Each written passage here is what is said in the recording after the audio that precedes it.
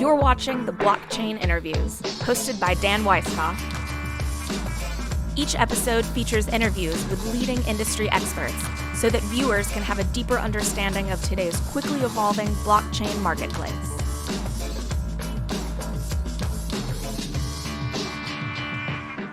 Hey, Nic Carter, thanks for joining us today on the blockchain interview series. I'm really excited to have you, and you've released a super interesting white paper.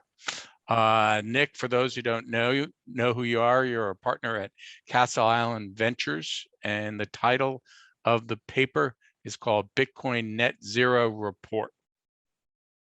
Thanks, Dan. Excited to be here. I think it's probably just actually Bitcoin Net Zero. You're looking at an early draft.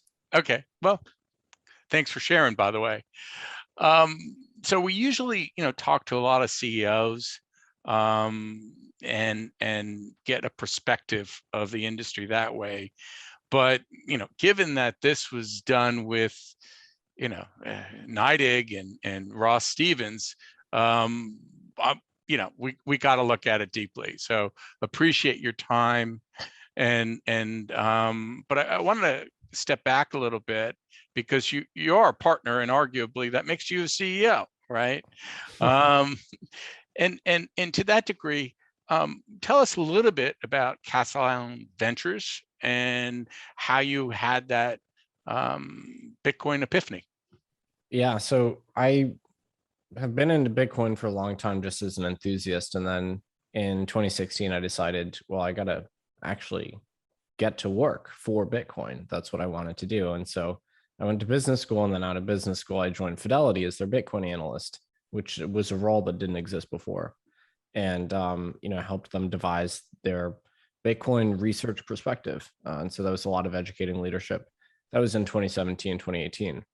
And then my then boss, Matt Walsh at Fidelity, decided to leave. There was a fund that we were both working on there at Fidelity, and we decided, well, we need to spin out and create our own franchise here and pursue an early stage venture model to invest in effectively public blockchain startups. And that's what we did. We started Castle Island Ventures in 2018. With the objective of operating at the earliest stage with these startups, and in particular backing startups building financial infrastructure. And so we're on our second fund now. We've grown the investment team to 4 full-timers. And yeah, we're pretty proud of what we've done so far. Kind of pre-seed and seed and incubation strategy backed around 35 startups. 35. Wow. Okay. So for those who are on the call now, I would say we're gonna probably highlight 3 key issues, right? Why Bitcoin is a solution for so many looking for a decentralized monetary system. I think you have a different perspective than a lot of folks. The Bitcoin carbon emission past and future. And then, we'll talk a little bit about the future of Bitcoin beyond just price. So, Nic, we were talking before the call a little bit about whether or not you're a maximalist, and your data set is designed to be, I think, independent and agnostic on that fact. But it seems like you're speaking to some degree in that context. Talk to us a little bit about your views on that issue. Yeah, it's a great question. I mean, I think it's changed over time. So for years, I was just only exclusively interested in Bitcoin because Bitcoin needed a lot of help. I mean, it's still a project that's sort of in progress. And now it's kind of reaching a state of maturity where, I think it is stable and somewhat mature and has exit velocity, and I think Bitcoin's gonna be fine, sort of regardless of what happens. And the future of Bitcoin isn't that uncertain to me. I think there's a definite pathway for what's going to happen here. As we grew our fund and expanded our focus, we started investing in startups that were building on other blockchains. just out of pragmatism, not out of, some ideological desire to pursue one blockchain over the other, just out of, well, there's certain things that I need to do as a startup that I can't necessarily do on this or that blockchain. And so through that, we gained, I think, a bit more of a pragmatic attitude towards, the the inherent conflict between blockchains. And so I don't consider myself a maximalist. Frankly, I think the term is a little sort of semantically diffuse. I'm not exactly sure what it means, but I'm definitely a Bitcoiner. But that's not to the exclusion of, at the very least, financing startups that are building elsewhere. And there's a number of other blockchains that our startups are built on. I mean, I co-founded a data company, Coinmetrics, and they run nodes for something like 50 or 60 different blockchains. And so I understand the view from the Bitcoiner camp that, promoting alternatives to Bitcoin without disclosing the sort of inherent trade-offs those alternatives are making, that's maybe morally questionable. But in terms of there being other objects of interest in the industry, I'm pretty open-minded about that. So in your mind, defining the difference between blockchain and DeFi is what? Well, I would say DeFi is probably an application of public blockchains, but you can obviously do a lot more than simply financial applications with blockchains.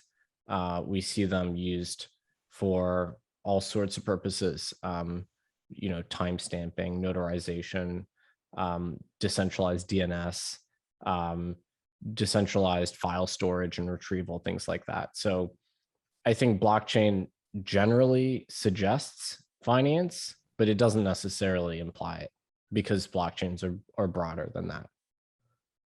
Okay, cool. In the paper, coming back to the paper, you talk a lot about the emerging markets and how Bitcoin provides potentially a solution for hyperinflation, as an example, right?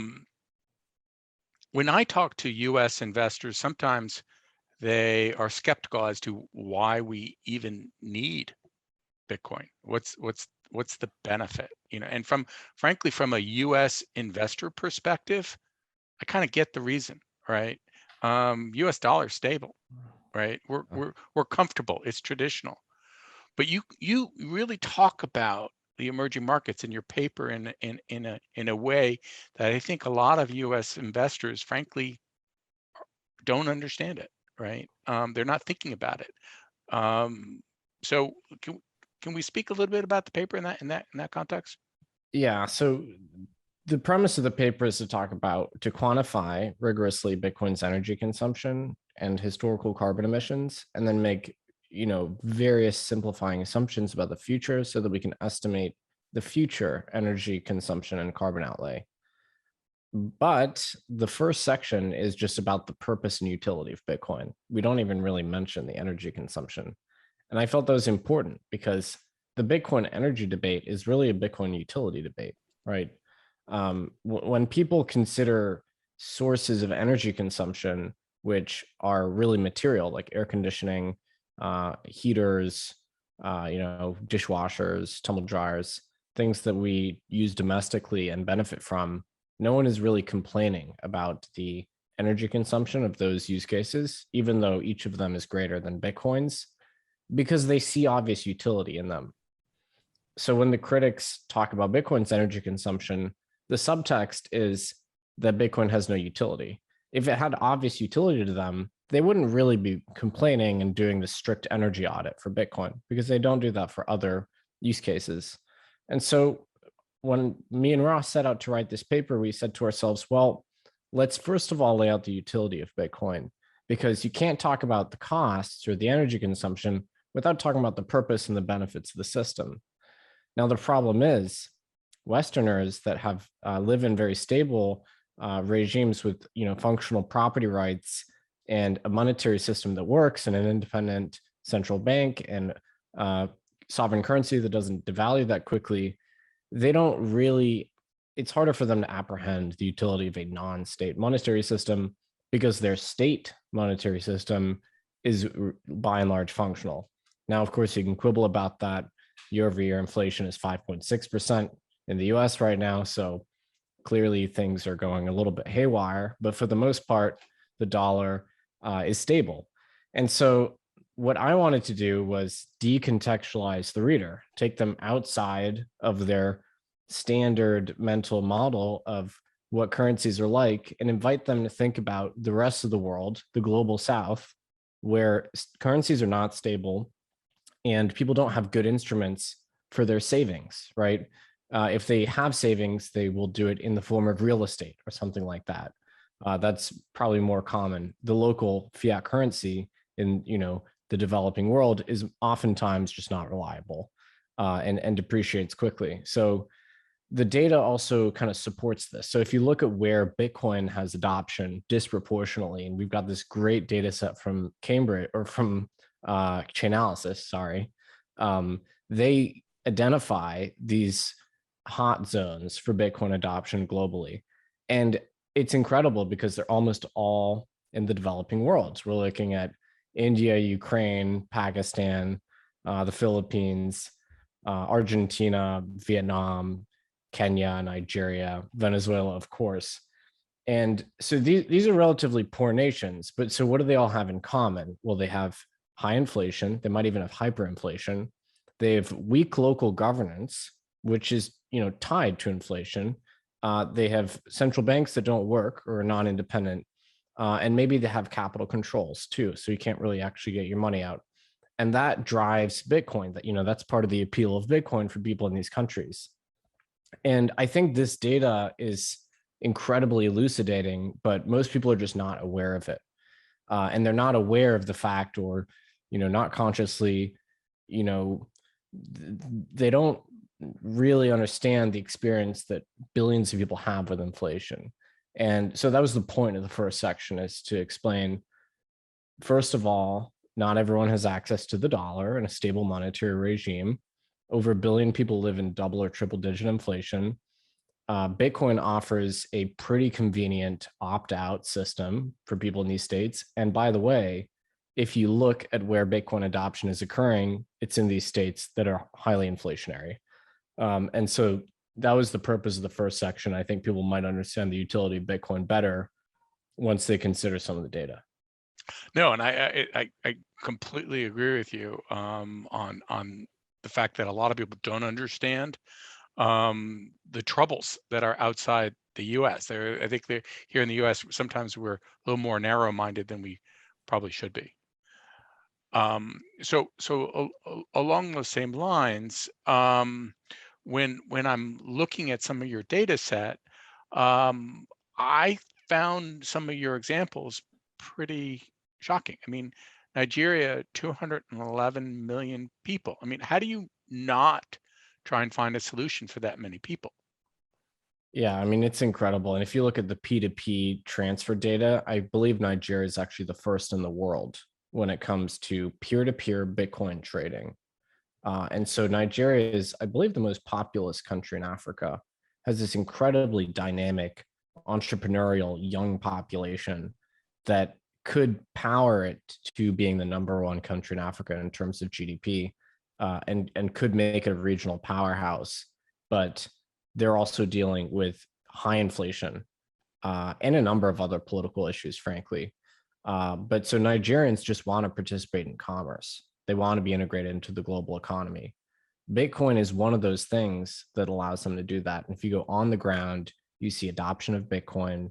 You see Bitcoin being used as a bridge currency to import US dollars, digital dollars into the country. People don't just want cryptocurrency. They also just want stable foreign exchange. And, it might be difficult to get dollars through other means. And so, crypto in the country of Nigeria is a tool which better integrates it into the global economy. It means that the Nigerian labor force can more easily contract with foreign firms and, sell their labor, for instance, flattening out the payments hierarchy, meaning they don't have to necessarily use the correspondent banking system, which is lots and lots of hops to get to the key hubs, thus making it expensive. So, Nigeria, I think #1 in terms of peer-to-peer adoption globally. And it definitely deserves kind of a second look here. And there's a certain irony on what's happening in that what we're seeing here in the U.S. is more adoption by institutions buying Bitcoin, and maybe more hedge funds and maybe more high net worth also adopting it. And yet the question becomes sometimes, why? Why do people need to care? Is it just that they want that access because it's going up in price? And the answer should be, we're all stronger as a global economy if the less fortunate have a means to lift themselves up. And I don't know Yeah, that that message is completely clear to a lot of folks. and it is something I think about a lot. The fact that on the one side, you've enormous institutional participation in the Bitcoin market, and then you also have a global retail investor base that's also participating. And in some sense, people say, well, the financialization of Bitcoin in the West is kind of a waste because the only thing that matters is censorship resistant usage of Bitcoin, like peer-to-peer usage and usage without KYC and without the walled gardens of Wall Street. But I see it the other way. The financialization of Bitcoin enabling large institutional allocators to get access to it effectively, for one, it makes it more liquid generally, and then for two, it just means more funds, more capital can get access to the asset class, which ultimately in the long term drives up the price, and it benefits individuals globally, retail investors that own a small amount of Bitcoin. And so, I actually see it as mutualistic. So institutional participation in the US occurs because there's this groundswell of adoption worldwide, but that adoption also rewards the people in India and Vietnam and Nigeria that bought Bitcoin. So they can benefit from Wall Street adopting the asset class. So I think that's like a really beautiful property, actually. It's kind of incredible to think about. Yeah, no, I definitely follow you, and to a large degree, it makes the Bitcoin more stable. I believe so. Yeah. That's the hope, right? In theory, yeah.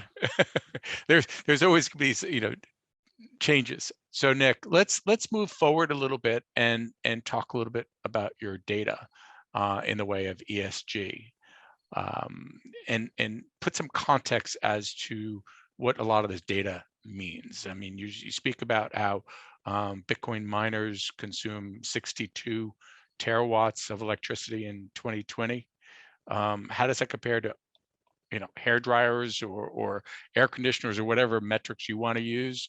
And we'll later on go through some slides as further examples, because your paper has something like 30 different charts and graphs. Very impressive. Yeah, it's jam-packed full of data. Well, people often compare Bitcoin's energy consumption to that of countries, but that doesn't make sense. So we live in a globalized economy where a small number of countries do all the manufacturing for everyone, right? And so China is the world's, main manufacturing engine, and then you have other countries, but China is the number one. And so people export their emissions to China, right? And so if you want to compare an industry, Bitcoin is an industry with things that are similar from a taxonomy perspective, you should look at other industries. It doesn't really make that much sense to look at countries, because the countries Bitcoin gets compared to are these sort of rural agrarian countries. They don't do any manufacturing, and so they have relatively low emissions. So the country level comparison never made sense to me. What does make sense is comparing Bitcoin to other industries. And so if you compare it to, for instance, domestic, tumble dryers, Bitcoin is roughly half of that. And that's just for domestic, non-industrial ones. If you compare it to refrigeration, domestic refrigeration, again, non-industrial, you're looking at 1/10 of that. If you compare it to air conditioning, it's around 2,000 terawatt hours per year for air conditioning, and Bitcoin is 62, as you say. So, we make a number of these industrial comparisons as opposed to country level comparisons, I think that those are the comparisons you want to make. Yeah, and then when I look at certain banks as an example that have excess branches, what exactly is the future of those branches? Because I would argue that they're not really that necessary. Yeah, and it's trickier to add up all of the energy outlay of the financial sector for sure. But certainly if you did, you'd find it'd be much greater than the energy consumption of Bitcoin. Yeah, but to your point, it's challenging to figure out that data set, but we know it's out there, right? Yeah. Okay. You've done a lot of work in the space. What made you write this report? What was different about it? Well, as people that follow me know, I've written a lot on the topic. So typically that's because I will investigate some piece of journalism or academia, and I notice almost always some sort of mistake where the journalist or academic has misunderstood something about Bitcoin and is therefore doing it a disservice when it comes to quantifying its present or future energy consumption. And that occupied me for a long time, just responding to that. But those were just op-eds and columns. It wasn't anything substantive. So I really wanted to put something down and create a resource that would be educational and actually useful for people, and would be durable and could be a reference, and would give people the conceptual tools to reason about Bitcoin's future energy consumption, which is one of the big questions in the academia. We see lots of terrible work done on it. There's this infamous University of Hawaii paper that posits that Bitcoin adoption is going to warm the Earth by 2 degrees on its own. And it's based on the most preposterous methodology you can possibly imagine. I won't get into it here, but if you want to read the paper, it's called Mora et al. 2018 is the author and year. And if you know Bitcoin and you read the paper, you'll immediately see the mistakes they're making. So the point is, as a insider, I wanted to create tools that anyone could use so they could understand and maybe reason about Bitcoin. And when Ross Stevens approached me with, he had the same idea, I was very happy to collaborate with him. And we produced this body of work, which I'm enormously proud of. So what is it that Mark Twain used to say? Something like figures don't lie, but liars do figure. Oh, that's good. Yeah. So there's a lot of data in here. Some of it are extrapolations and sort of educated guesses, right? Because there's things about the future we can't know. So all we can do is build that into a model and defend our assumptions. But wherever we've made predictions, we've made it clear what our assumptions are. Sure. So jumping right in, we're very involved in the miners, and how green do you see the miners today? And to that point, how confident are you on your data? So the miner greenness is probably one of the biggest sources of uncertainty in the data set, I would say. And we've assumed, for the sake of this paper, that miners are mostly using on-grid sources of electricity. Fair.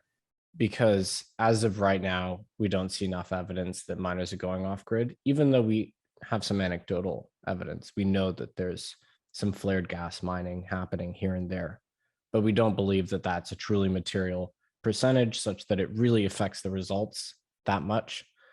And then in terms of determining which grids those miners are operational on, we had the benefit of getting this refreshed data from Cambridge regarding the miner location, which is quite indicative. I would say it's not perfect.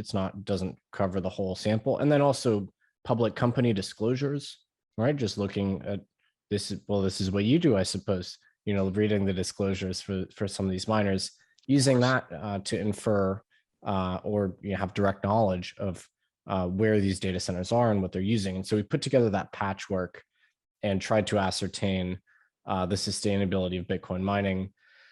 we're not going to get a huge amount of precision in that. I think in the future, entities like the Bitcoin Mining Council, which is kind of this data sharing initiative, will be more informative and will give us more data on where miners are operational and what their sustainability is. And then individual miners have also begun doing these disclosures.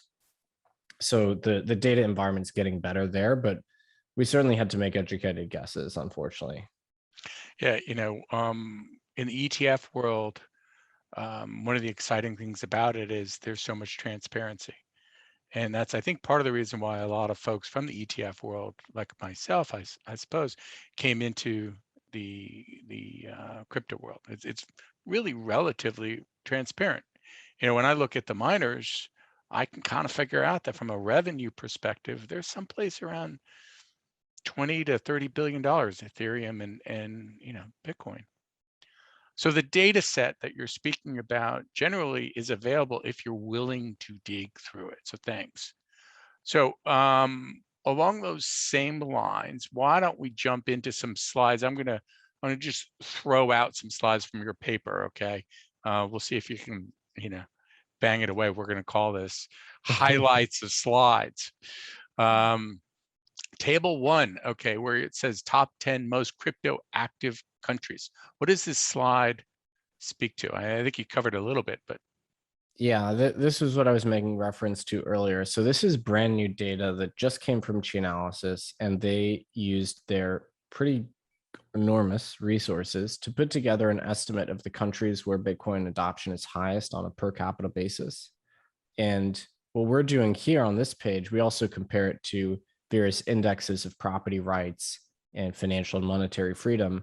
We show, first of all, Bitcoin is disproportionately adopted in places like Vietnam, India, Ukraine, Nigeria, places with generally maybe weak governance or high inflation, things like that. And we list the top 20. And then we also say, if you look at those countries with high Bitcoin adoption, you see they've weak monetary freedom. They generally score poorly in terms of democracies. They have poor financial freedom, the poor investment freedom, things like that. And so Bitcoin adoption correlates with institutional weakness in these places. That's the point we're making.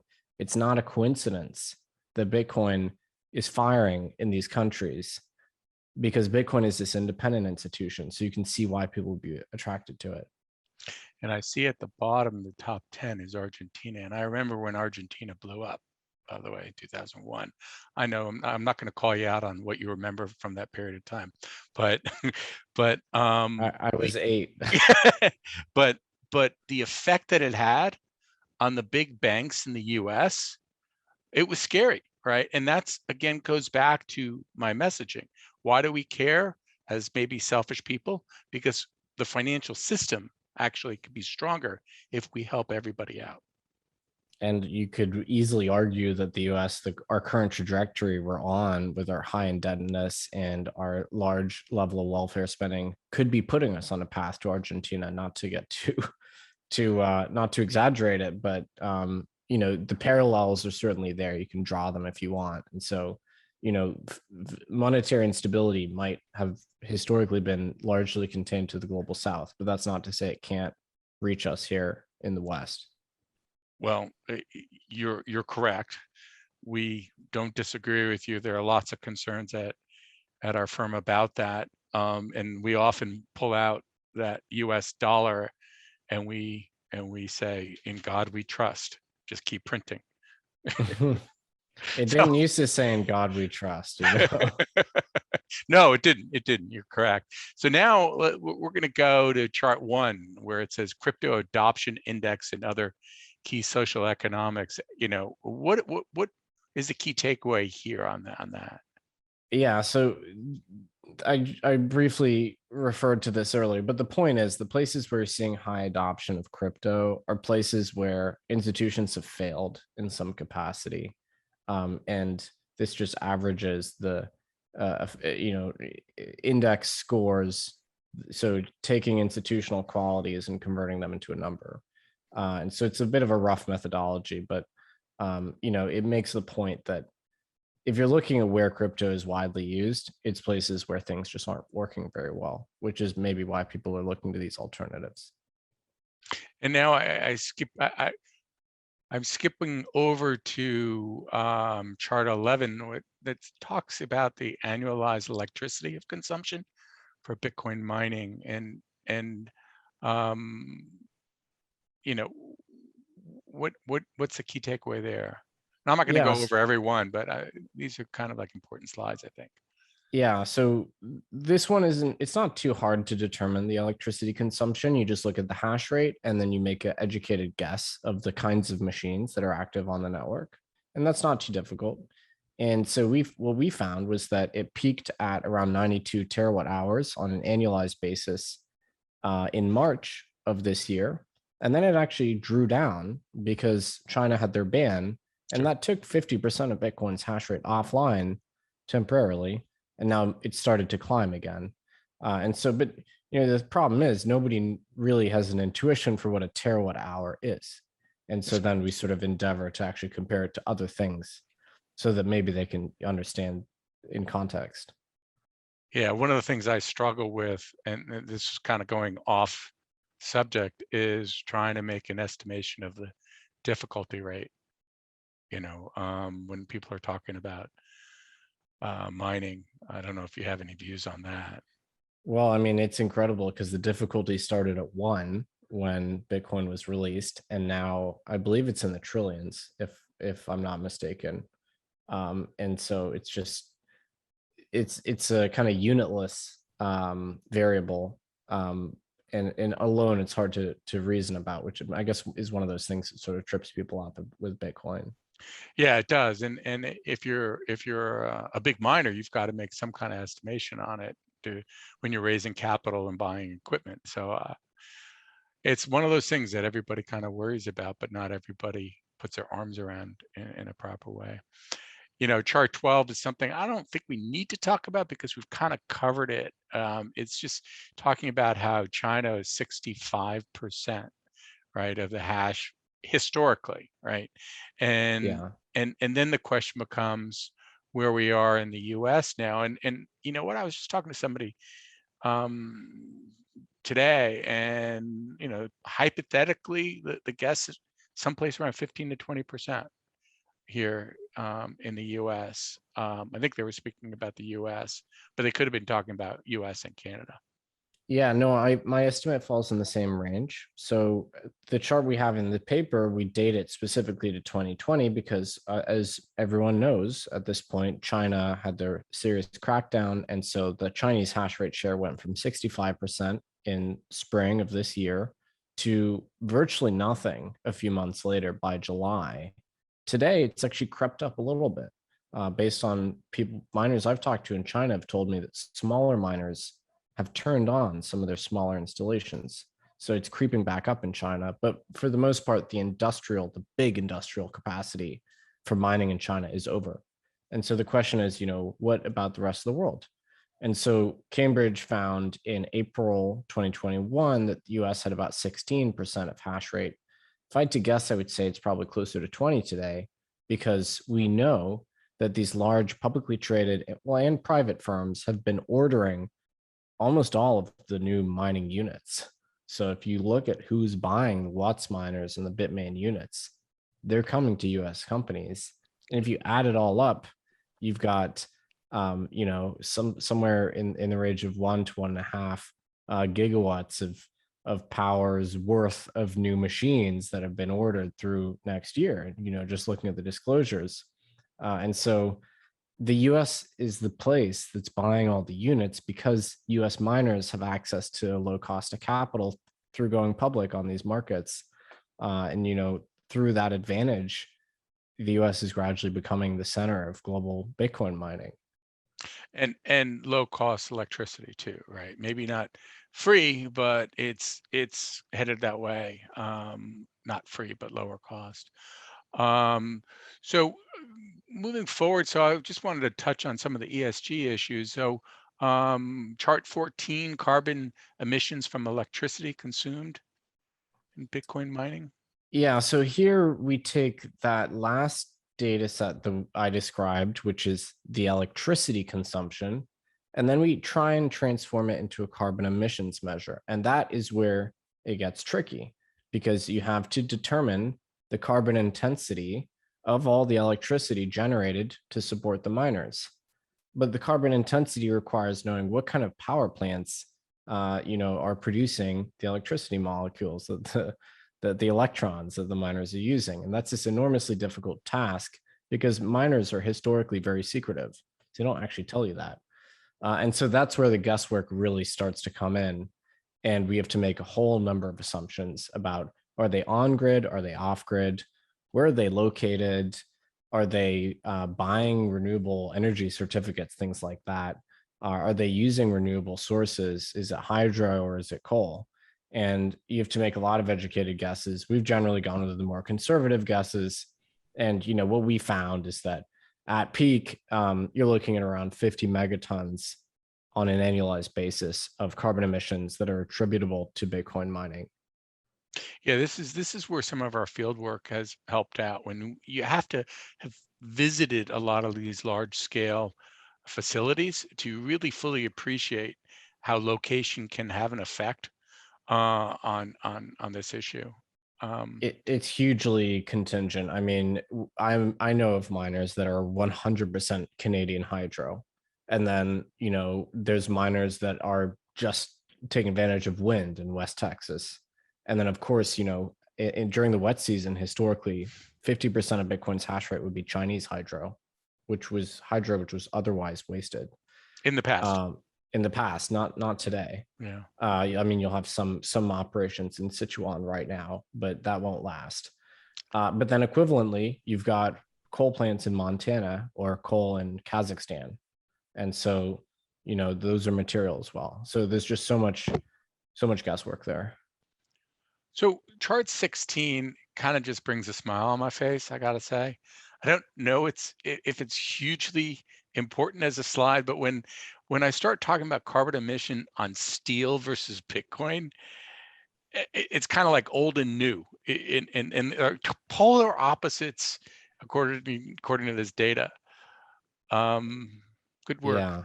Yeah. This is this is one of my favorite ones, actually, just because Bitcoin, I consider it like a synthetic metal in many ways, like a synthetic precious metal, because like gold doesn't really, I mean, it has an industrial use, but most of its value comes from the monetary premium, right? From people using it in jewelry or people holding it in bars. And Bitcoin has no industrial use, so all of its value comes from the monetary premium. And so I like to compare Bitcoin to gold and silver. Like, those comparisons seem very apt to me.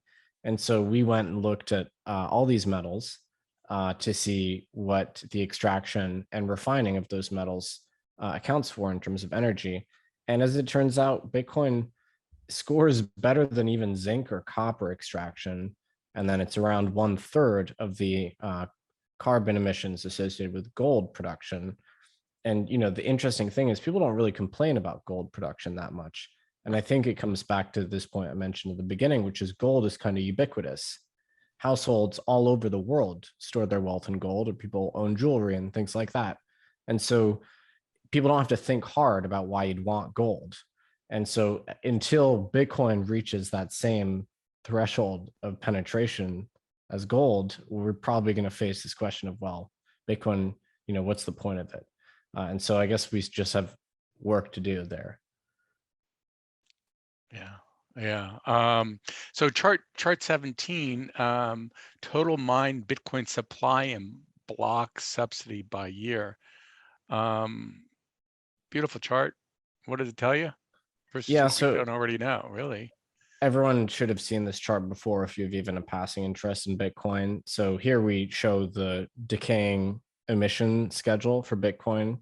And the important takeaway from this is something that people miss when they reason about Bitcoin's energy consumption, is that it's the issuance that subsidizes most of the mining. The fees is a relatively small part. And so if you really extrapolate it out, the issuance drops off by half every 4 years. And so the energy spend, or at least the miner budget, is most likely going to decline over time, and our models show this, because the issuance of Bitcoin is trailing off.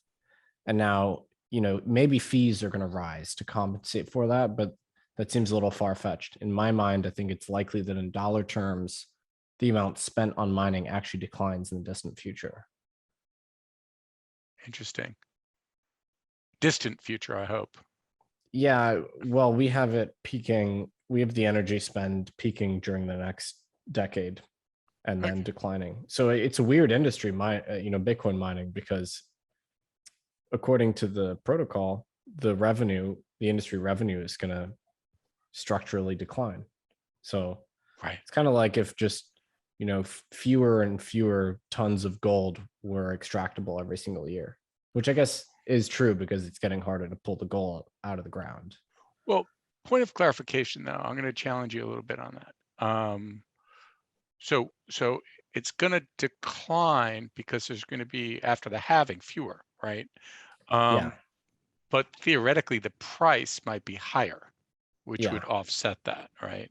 Correct. So if the price keeps doubling every 4 years, that offsets the issuance decline. Yeah.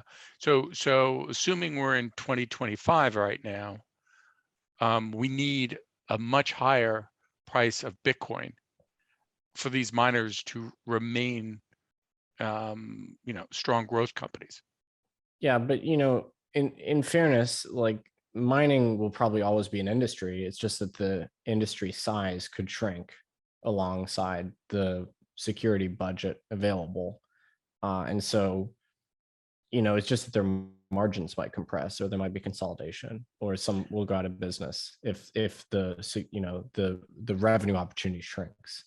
Right. So which is the reason why a lot of the large mining companies are so focused on the cost of electricity, which goes back to your study and your paper that speak to how basically the cost of electricity has to decline as a result of renewables. Is that fair to say?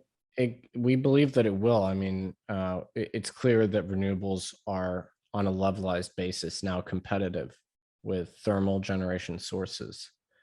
That said, you can't run a grid just on renewables. They don't have the right generation profile. So you're always going to have some sort of mixture. So we had some fun here on price, and then I got distracted. My apologies. So chart 18 and 19, that speaks, 18 speaks to the transaction model, right? And what does chart 19 speak to as far as price scenarios? God, I hope it's good. To be clear, these aren't predictions. This is just a sensitivity analysis. So Sure. You have to include the bullish and the bearish, but don't read into it too much. My compliance officer would agree. Yeah, this is not my official price prediction. It is simply model. So here we're justifying our assumptions that go into the model. So we're laying out 4 price scenarios: one where we reach gold parity on the aggressive side, and then one where it hopefully doesn't happen, where Bitcoin just trails away to basically nothing. And then the other thing that determines miner revenue, and hence their expenditure of energy, is the fee level. And so we show the historical fee level.